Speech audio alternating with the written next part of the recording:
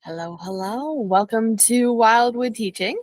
I'm Nicole Dravillis Fravel, and today I'm going to do another roundup of some of my favorite picture books. It's not an exhaustive list, but I'm really going to be looking today at books to use in the summer, books that give you that summer vibe, which, if you can see behind me, I really do need that summer vibe today. It is June in the Pacific Northwest, and it's raining behind me, and I am all bundled up. So hopefully these books are all I need to bring in the summer. All right, let's get started. One of my favorite books for the summer for all time is Jabari Jumps by Gaia Cornwall. And this book just brings up so many themes for young children. Everybody can relate to, being afraid to try something new, being a little bit hesitant, having a caring adult who gives you just the right amount of support to get through it. And then of that absolute feeling of pride and accomplishment when you made it over that hurdle. And so, kind of throughout the year, oftentimes we use this book as a literacy comprehension piece where children can make connections, kind of get into what the character is feeling, what might happen next. But in the summer, we like to practice our jumping.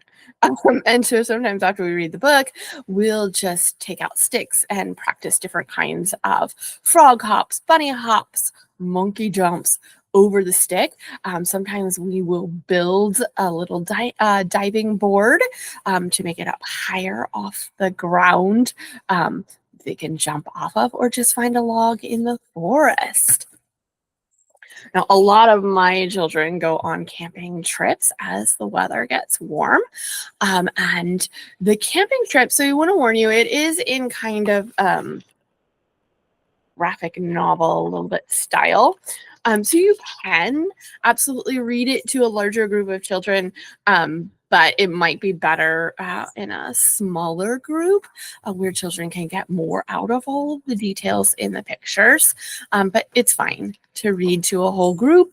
And it does really evoke everything about a camping trip, from the frustration of trying to set up the tent to maybe fear of the dark of being outside, to the wonder of the trees, of the nature around you, to even the immediate nostalgia when you come home. You're tired, but you remember all of the fun that you've had.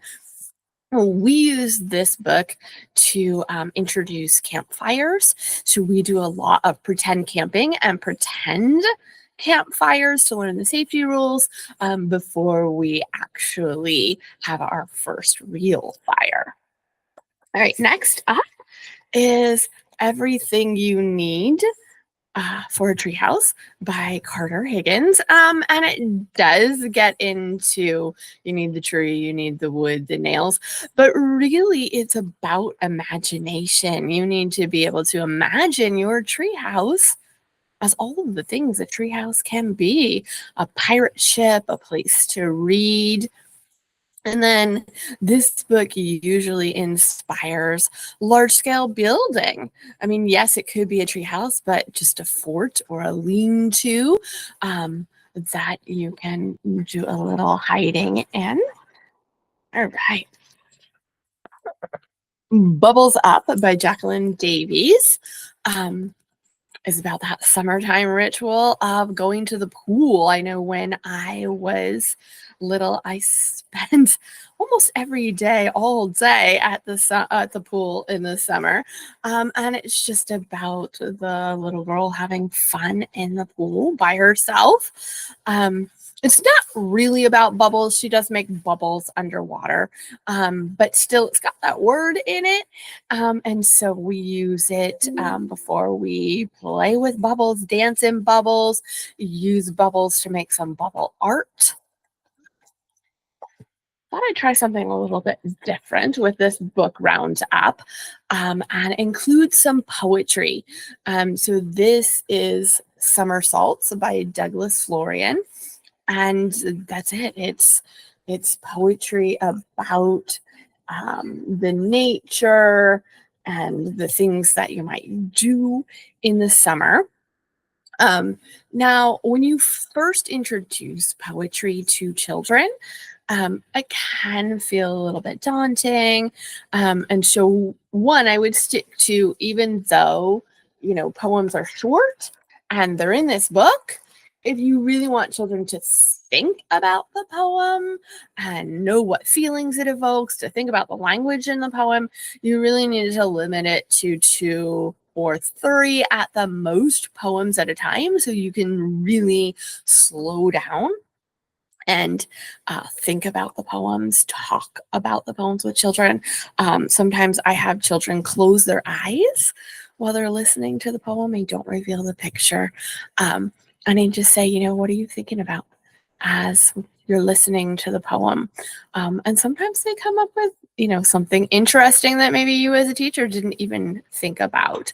Sometimes they might have children have watercolors right near them that they can paint while I'm reading the poem. And in that case, I might read the poem multiple times to allow them to really think about their art. And now this does not have to be representative art, right? They could be using colors or line or shape to represent the feelings that the poem evokes for them.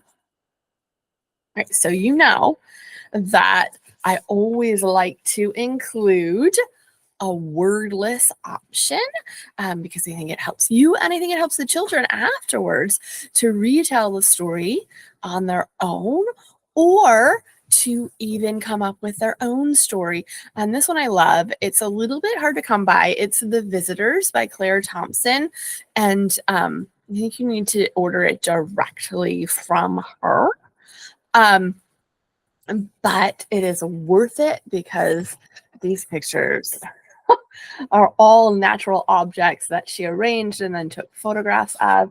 And it's a story about fairies who bring these treasures into their cave and make a little friend for themselves out of the treasures. And it never fails to inspire fairy house building for us. Or sometimes we even make fairies out of flowers, pine cones, feathers, whatever we have around.